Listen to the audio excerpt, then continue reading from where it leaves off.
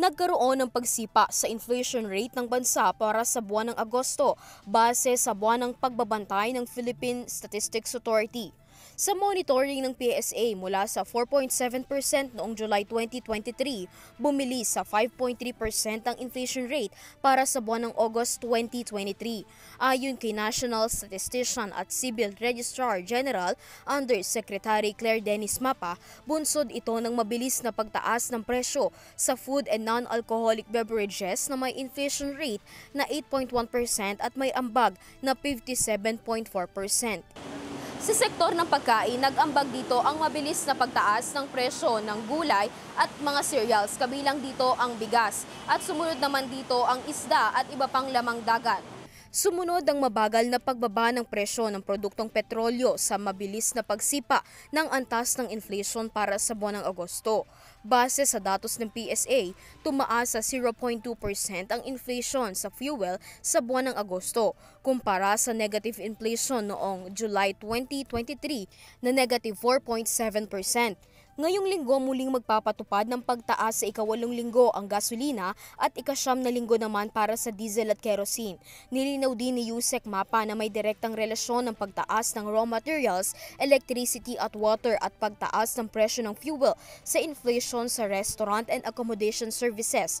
Dahil dito, nakita na ang restaurant and accommodation services ang ikalawa na may pinakamalaking naiambag sa inflation ng August 2023.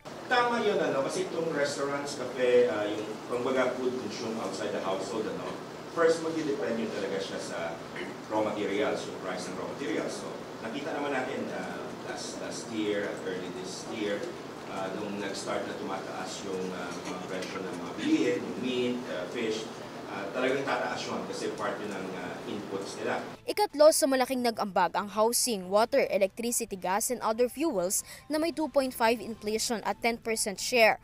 Samantala, may nakita rin na pagtaas sa antas ng inflation sa National Capital Region na 5.9%.